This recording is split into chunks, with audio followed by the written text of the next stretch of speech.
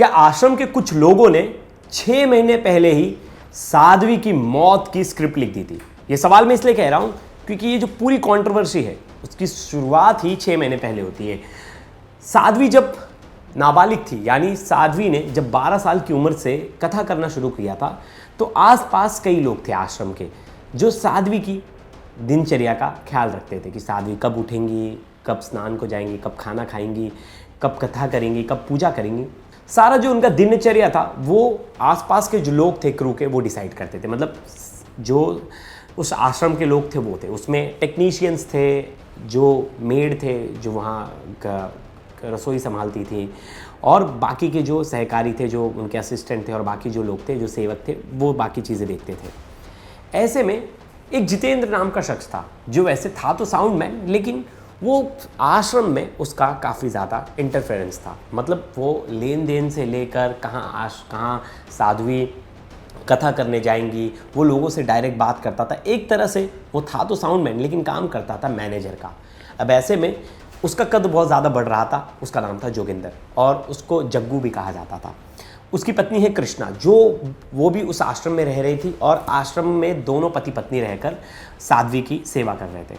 अब ऐसे में साध्वी के जो पिताजी हैं, जो गुरुजी, वो उनके माने हुए पिताजी थे, क्योंकि 5 साल की उम्र में साध्वी की जो मम्मी थी वो गुजर जाती है। ऐसे में उनके पिता जो है ट्रक ड्राइवर थे और वो 2-2, 3-3 दिन के लिए बाहर जाते थे, तो बेटी को अकेले नहीं छोड़ सकते थे। तो वो चाहते थे कि बेटी जो है आध्यात्म के मार्ग पर जाए, और बेटी का पहले से ही जो उनकी रुचि थी वो जो जितने भी धार्मिक पुस्तक थी वो सब पढ़ती थी, पूजा पाठ करती थी। तो उन्हें कहीं ना कहीं लगा कि मेरी बेटी उसी चीज़ के लिए बनी, और उन्होंने उन्हें आश्रम में जाकर दे दिया और गुरुजी ने उन्हें गोद ले लिया, और शुरुआत से ही बचपन से ही वो अध्यात्म की ओर से जुड़ गई। तो पहला उन्होंने जो कथा किया वो 12 साल की उम्र से।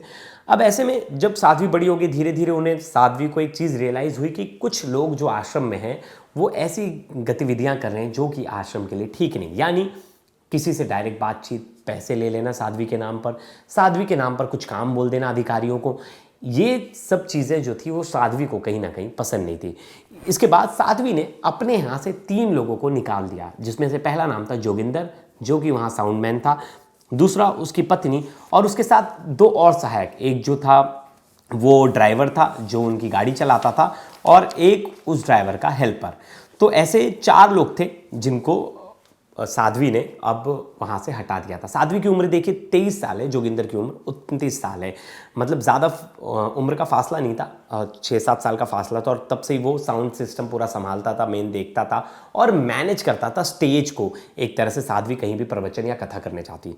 अब ऐसे में जब इन लोगों को वहाँ से हटा दिया गया तो रोज़ी रोटी पर बनाई, और इन्हें बहुत ज़्यादा आहत हुआ कि अरे हम इतने साल हमने उस आश्रम को हमने सेवा दी और उस आश्रम से हमें निकाल दिया गया। अब उन्होंने बोला कि इन्होंने हमारा करियर ख़राब किया है, अब हम साध्वी का करियर ख़राब करेंगे। इसी इंटेंशन के साथ साध्वी को ब्लैकमेल करने की प्लानिंग रची गई। ब्लैकमेलिंग की प्लानिंग किसने किसने रची? जोगिंदर, उसकी पत्नी कृष्णा और ड्राइवर जो पूर्व ड्राइवर था रमेश।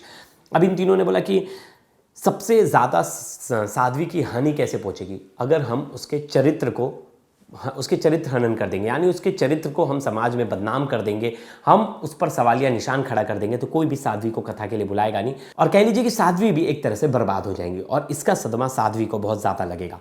इसके बीच उन्होंने प्लानिंग की। अब साध्वी कुछ समय के लिए आश्रम के पास ही जो जोगिंदर था उसके घर पर रुकी थी, और उनके कमरे में, उनके बाकी कमरों में और जगहों पर सीसीटीवी कैमरा लगा था, उसका एक्सेस था इनके पास। उन्होंने एक क्लिप निकाली, उस क्लिप में साफ साफ देख सकते हो कि साध्वी के जो गुरुजी हैं, पिताजी हैं, वो आते हैं और साध्वी को पुचकारते हैं, जिसके बाद साध्वी उन्हें गले लगाती हैं।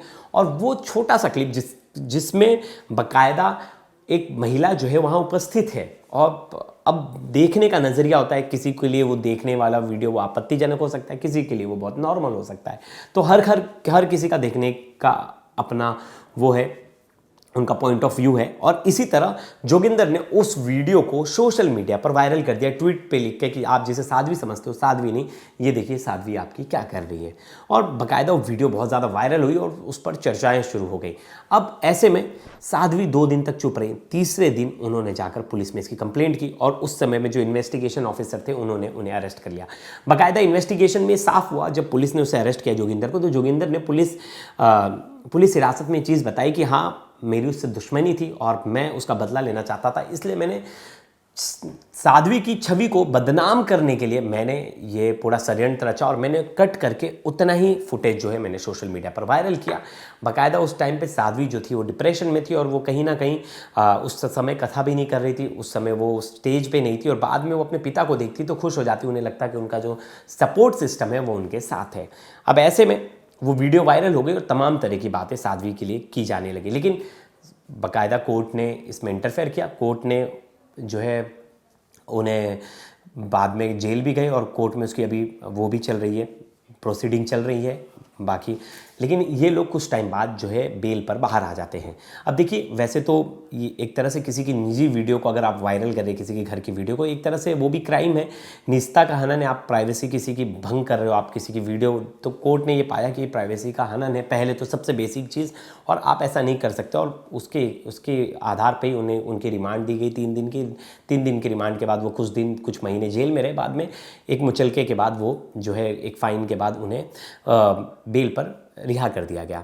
अब बेल पर वो बाहर आ गए, फिर भी उन्होंने साध्वी को परेशान करना नहीं छोड़ा और साध्वी को किसी न किसी रूप से वो टॉर्चर कर रहे थे, परेशान कर रहे थे और उनके बारे में तमाम तरह की बातें जो है कर रहे थे।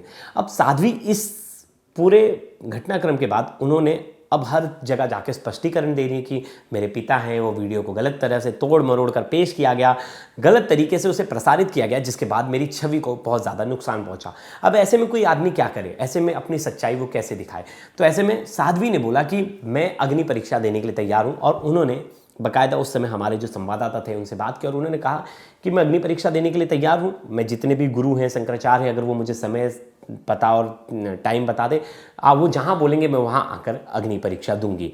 दाग केवल मेरे चरित्र पर ही नहीं बल्कि इस भगवे पर व सनातन संस्कृति पर भी लगाया है। तो मेरा सभी संत महात्माओं से अर्ज है कि मेरी अग्नि परीक्षा के लिए स्थान व तारीख निश्चित करके मुझे कृतार्थ करें, और प्रकृति ने मुझे अग्नि परीक्षा के लिए निमित्त बनाया है। मैं अग्नि परीक्षा देकर के पूरी दुनिया में सनातन धर्म की ताकत बताऊंगी कि सनातन धर्म में कितनी ताकत है। लेकिन आपको भी पता है आज के ज़माने में अग्नि परीक्षा के लिए कोर्ट भी अलाउ नहीं करेगा, कुछ भी ऐसी कोई परिस्थिति किसी के सामने नहीं रखी जा सकती जहां खुद को साबित करने के लिए अग्नि में जाया जाए। अब वो पुराने ज़माने में, और हमने लोक कथा और बाकी जो हमारे ग्रंथ है उनमें बहुत बार अग्नि परीक्षा की बात जो है वो लिखी गई है, लेकिन अब के युग में ये पॉसिबल नहीं था और इसीलिए किसी शंकराचार्य किसी ने उनकी बात नहीं मानी। अब ये बात उन्हें बहुत ज़्यादा परेशान करी थी। इस बीच उन्होंने कथा करना जारी रखा और वो जाकर बाकी जगहों पर कथा कर रही थी। अचानक से अब होता क्या है, 27 तारीख को वो अजमेर से कथा कर जोधपुर लौट रही थी। इनका आश्रम भी जोधपुर में था और जो इनका जोधपुर में आश्रम है, ये जो है अजमेर से कथा करके लौट रही थी अपने जोधपुर वाले आश्रम में, और उस आश्रम का नाम था बाल साध्वी प्रेमा बाईसा, और इस नाम से उस आश्रम की नींव रखी गई थी। और 3 मंजिला ये इमारत है जो देखिए ये आपको दिख रही होगी स्क्रीन पे, इसी में रहती थी। अब क्या, वो जो घटनाक्रम हुआ था, जो वीडियो वायरल हुआ था, उसके बाद प्रेमा बाईसा और बाकी जो आश्रम के लोग थे उन्होंने डिसाइड किया कि आश्रम से कैमरा हटवा देते। अब इसमें प्रेमा बाईसा की मंजूरी थी या नहीं थी, इसके बारे में कोई मतलब वो नहीं, एविडेंस नहीं है कि प्रेमा बाईसा की मंजूरी थी या नहीं। आश्रम से कैमरे हटा दिए गए। सवाल यहाँ भी उठता है, अगर कुछ गलत नहीं था तो आश्रम से कैमरे क्यों हटाए गए? और क्या अभी भी प्रेमा बाईसा को ये खतरा महसूस हो रहा था कि कुछ लोग अभी भी आश्रम में, वो जो जोगिंदर है उसके लिए काम कर रहे हैं और बाकी जो लोग जेल में गए थे उनके लिए काम कर रहे हैं? क्या बाईसा को ये डर था कि आश्रम में अभी भी उन पर निगरानी रखी जा रही है? इस बात से डर कर क्या उन्होंने कैमरा हटवा दिया गया, या उनके पिता ने, जो गुरुजी, उन्होंने कैमरा हटा दिया? चलिए, कैमरा हटा दिया गया। अब इसके बाद जो है वो कथा कर लौटी, उनकी तबीयत खराब हो जाती है। अब जैसी वो लौटती हैं, उनकी 28 तारीख को यानी मंगलवार का जो दिन था, उस दिन उनकी तबीयत खराब हो गई। लगातार कमज़ोरी महसूस करी थी, अस्वस्थ महसूस करी थी, वायरल फीवर जैसा लग रहा था क्योंकि उनको सर्दी खांसी थी। अब ऐसे में 29 जनवरी को बुधवार की दिन का समय था। साध्वी की जो तबीयत है वो ज़्यादा ख़राब होने लगी। अब उन आसपास में ही उनके जो कंपाउंडर थे, बताया जा रहा है कि एक आदमी था जिसको नॉलेज था, दवा और इंजेक्शन देने लगाना आता था, उसे थोड़ी बहुत नॉलेज थी उसको, और कंपाउंडर बताया जा रहा था, उसको बुलाया जाता है और साध्वी को एक इंजेक्शन दिया जाता है, जिसके बाद साध्वी की हालत और ख़राब हो जाती है और साध्वी की मौत हो जाती है। लेकिन इन सब चीज़ों को, वो 30 सेकंड का जो टाइम फ्रेम है वो बहुत इंपॉर्टेंट है। उस समय कौन कौन लोग साध्वी के साथ मौजूद थे, क्या साध्वी की मंजूरी थी कि उन्हें इंजेक्शन दिया जाए, क्या साध्वी की सच में हालत इतनी खराब थी कि उन्हें इंजेक्शन दिया जाए, क्या साध्वी ये बोल रही थी कि उन्हें हॉस्पिटल लेकर जाया जाए, फिर भी उन्हें वहीं रखा गया। ये जो पूरा टाइम पीरियड है ना, इंजेक्शन देने से लेकर उनकी मौत का, ये सबसे इंपॉर्टेंट है कि उस कंपाउंडर को किसने बुलाया, उसने कौन सी इंजेक्शन दी, जिसके बाद ये सब कुछ हुआ। क्या यहाँ मेडिकल नेग्लिजेंस वाला मामला बनता है। अब ये सब चीज़ें हो रही थी, उसके 4 घंटे बाद सोशल मीडिया पर एक पोस्ट आता है, जिस सोशल मीडिया पोस्ट पर क्लेम किया जाता है कि मैं सनातन के लिए जिए, मैं सनातन के लिए मरी और मैं अग्नि परीक्षा देना चाहती थी और अब मेरी मौत के बाद सच्चाई जो है सामने आएगी। तो क्या साध्वी ने खुद की जान ले ली। ये तमाम ऐसे सवाल थे जो कि क्वेश्चन रेस कर रहे थे कि क्या आश्रम के कुछ लोग अभी भी जोगिंदर और उनके साथ मिले हुए थे, क्या आश्रम के कुछ लोग अभी भी चाहते थे कि साध्वी की मौत हो जाए या साध्वी रास्ते से हट जाए।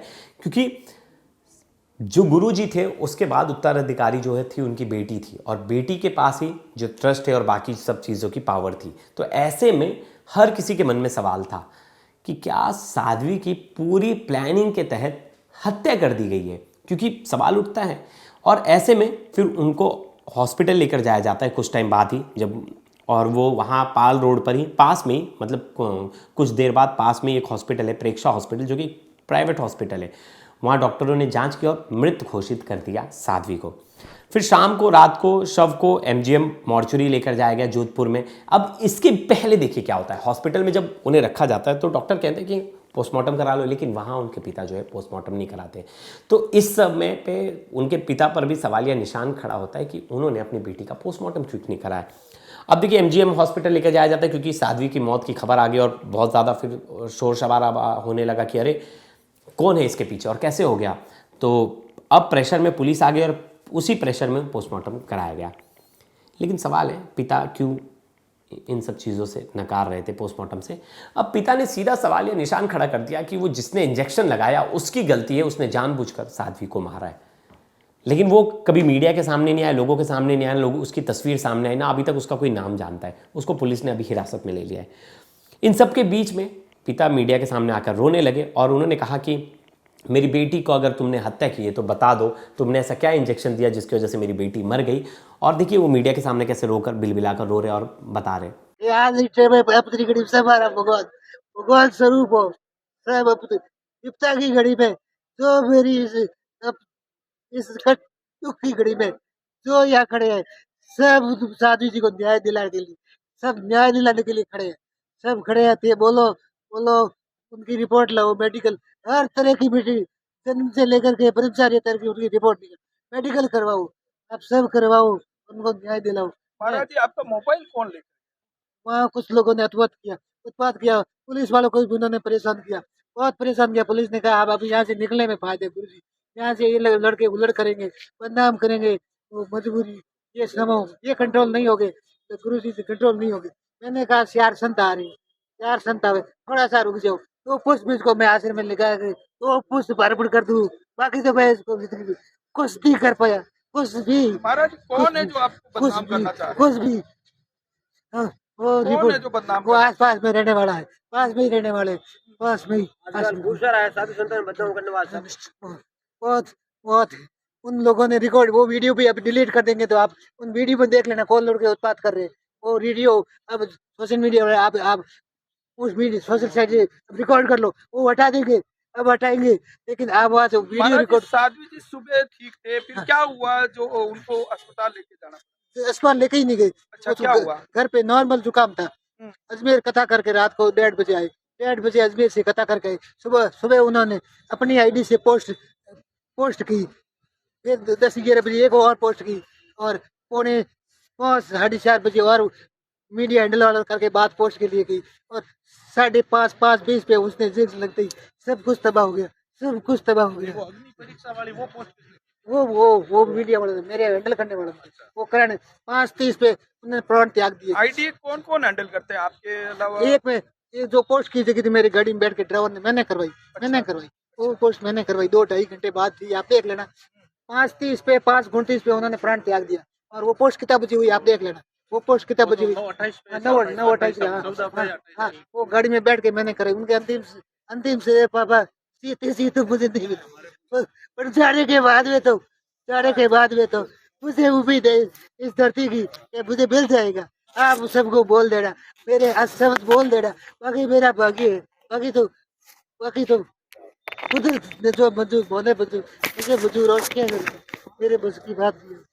मुझे सरकार से आप सभी मेरे साथ में खड़े हैं, उन सब से मुझे उम्मीद है, मीडिया वालों से उम्मीद है, डॉक्टरों की टीम से उम्मीद है, आप जैसी मेडिकल करो, हर प्रकार की जन्म से लेकर के जो अंतिम सांस के सबकी मेडिकल रिकॉर्ड पर मैं जो केस है वो टेस्ट होता है, वो टेस्ट तक मैं साइन करने के लिए तैयार हूं। जो उसकी मनोदस्ती का टेस्ट है वो भी करोगे, मैं साइन करने के लिए तैयार हूँ।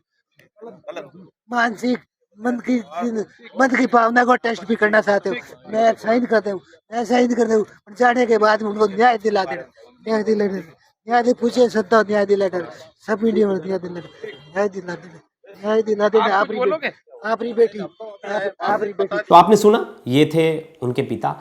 अब उसके बाद एसीपी का बयान आता है। एसीपी कहती है कि हमें जो जानकारी मिली उसके आधार पर हमने जांच शुरू कर दिया और हमने डेड बॉडी का पोस्टमार्टम जो करवा दिया है।